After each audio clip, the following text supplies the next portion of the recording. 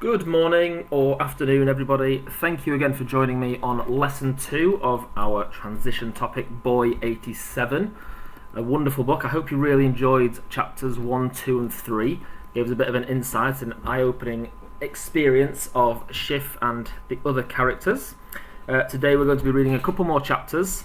I'm answering a few questions about it, and then there is some written work to do as well. So please, as you go along, if you need to pause, if you need to take a break or anything like that, please do. This is work to do in your own time, is to take time with you, unless you're doing it in school, of course. And please just enjoy it, because it really is a good book, and I really hope you will get the most from it.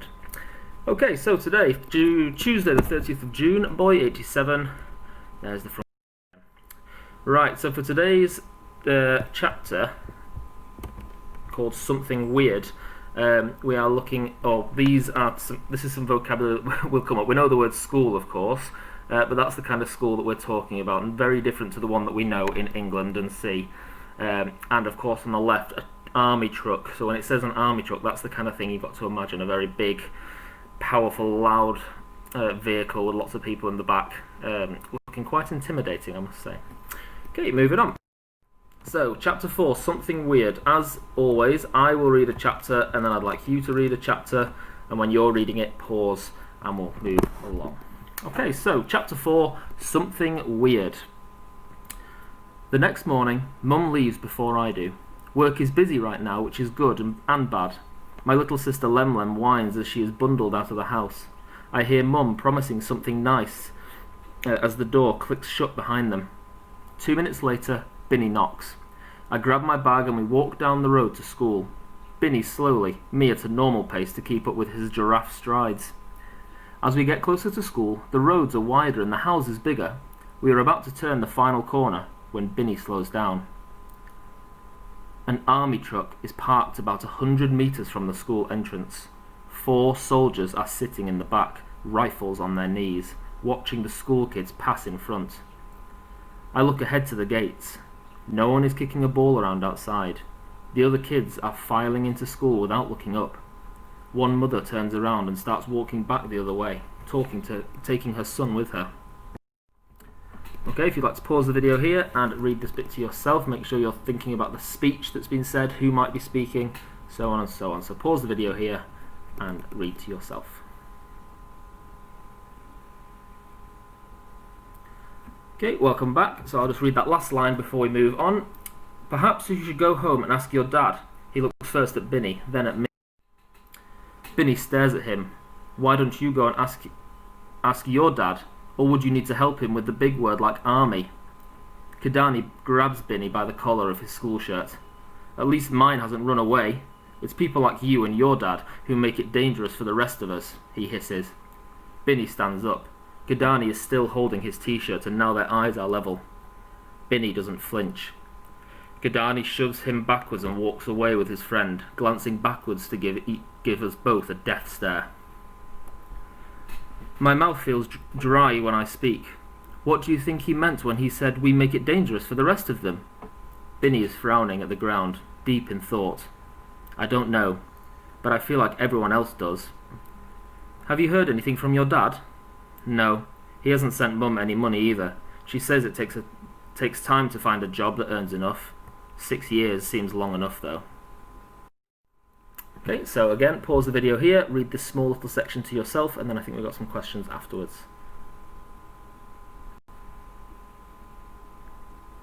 Okay, welcome back, and moving on to the next page. So, questions about chapter 4. We've got some retrieval questions and some inference questions. So, the retrieval ones. Once you've had a go, or once I've read the questions, pause the video and jot down your answers on your notebook or your piece of paper or wherever you're working. So, question 1. Who was parked outside the school when Schiff and Binny arrived? Question 2. What was the first thing Kidani said to Binny? And your inference questions. Again, these are the questions where you can't necessarily find the exact quote in the book, but you've got to show your understanding based on what's happened. So, question number 1. No one is kicking a ball around outside. The other kids are filing into school without looking up. That's a quote from the chapter we've just read. Why do you think everyone was behaving like this? Interesting one. Really trying to think about how you're going to answer this question. Okay, moving. It's not going to let me do it this time. But the shops in Eritrea and places like that are usually quite small, but the shelves are absolutely packed. Okay, moving on. Chapter 5, Police.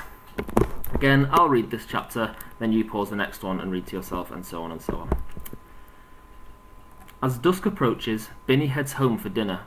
Mum and Lemlem still aren't back. This means Mum is finishing a big order. Maybe a wedding dress or something for a government official.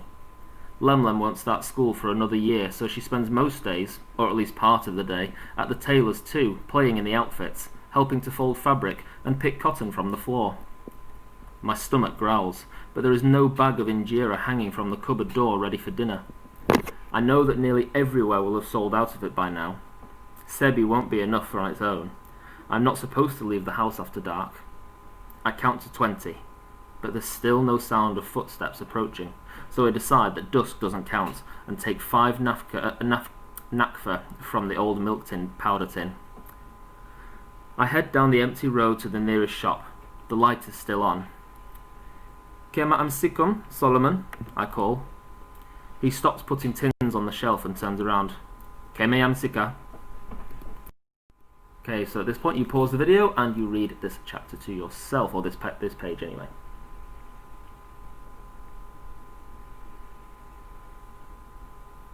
Okay, and welcome back. I'll just read the last line of this so we can flow through to the next one. So, I hear raised voices from inside one of the houses, then a second deep voice shouting, "Hey!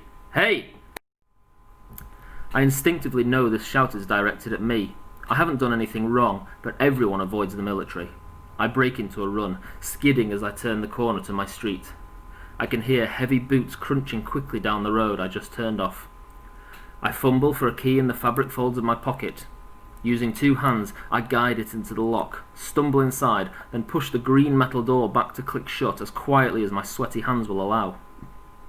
I sit very still. I realise that I'm holding my breath, and I try not to pant. Each breath seems like a betrayal. Outside the door, it is silent. I'm not sure how long I sit like this. Perhaps 20 minutes later, there is a muffled thud as the front door eases open. I freeze. Then my mother's voice filters through the panic. "Shiv, what are you doing sitting there in the dark? What happened?" Lemlem runs over and hugs my knee. "What happened?" she mimics my mother. "I went to buy injera," I say in a voice which doesn't feel like my own. "Some soldiers went into the houses next to Solomon's shop. I think they were looking for someone. Then they shouted after me too, so I ran. I don't know if they saw which house I went into. I didn't turn around." Okay, pause the video here and you read this bit to yourself.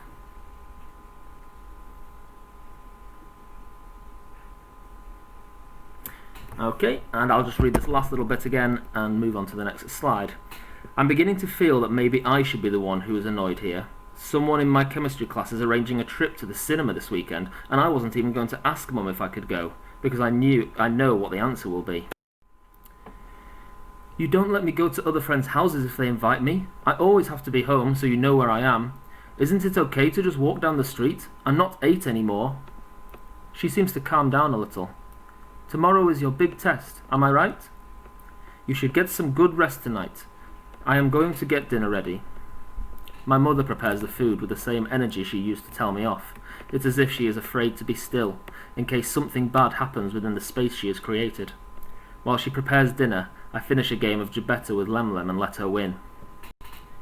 Mum talks about the beautiful dress she had been working on, and I run through matrix formula in my head, nodding every time she looks over and says, "Don't you think?" Finally, when Lemlem is sleeping, I sit next to Mum and ask quietly, "Why is it okay for me to hang out with Binny, but not okay if I want to bring other friends home, or go to other friends' houses?" And again, you pause the video here, read this little bit to yourself, and I think you'll find this little bit quite interesting if you read into it properly.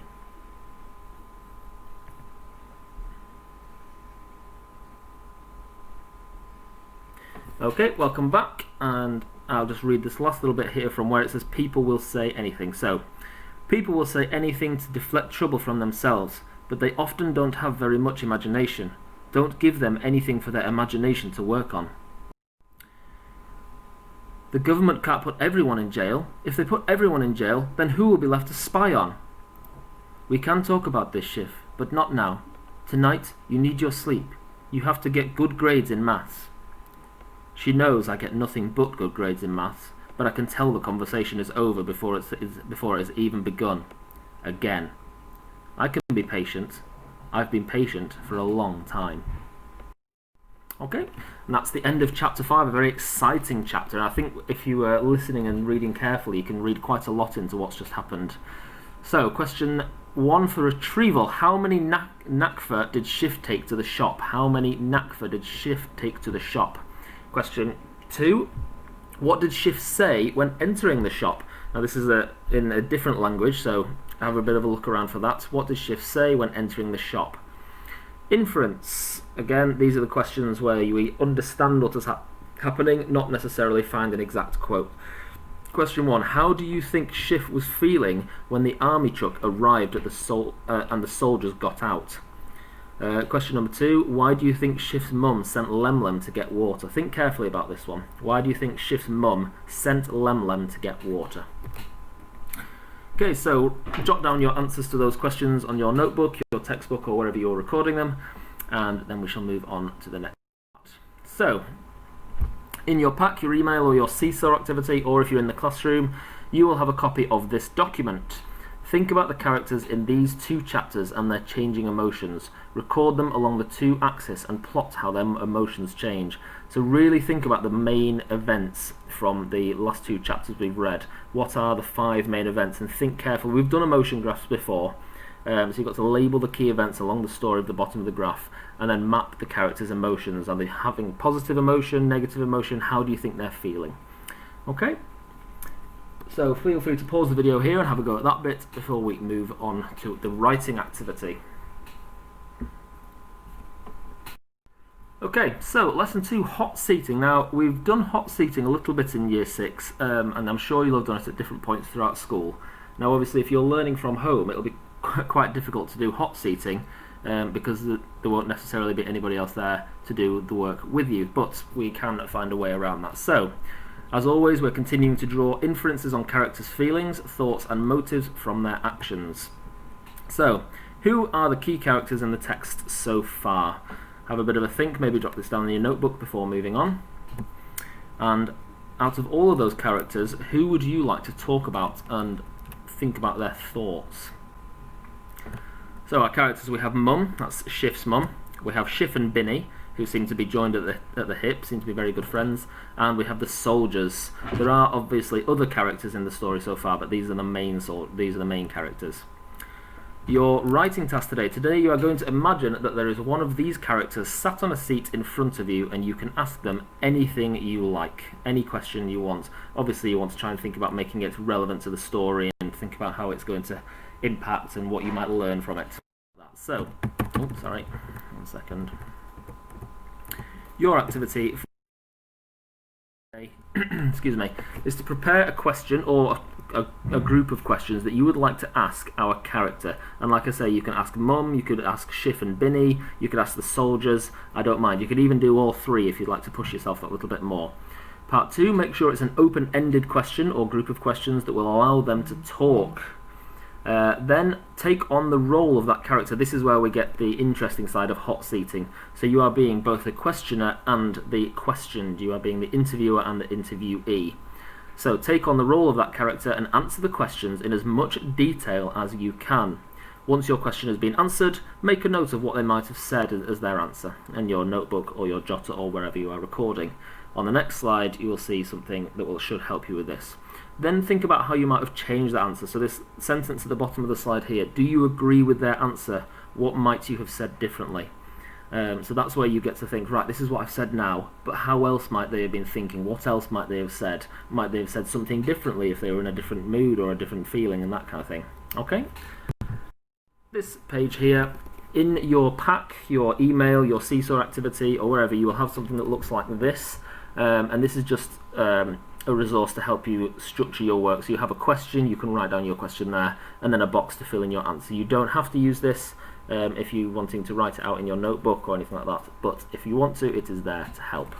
And last but not least, before we please upload and share your work with us, because we would love to see it. I know this book is interesting and exciting, and I really would love to see everything you are doing at home, everything you are doing in school, and all those kind of things. And that is all from me. As always, if you have any questions or you're not sure if something isn't quite working, please email me at year.6@stjohnsceprimary.co.uk, and I will always endeavour to get back to you and help you where I can. Thank you for listening, and have a great day. Bye bye.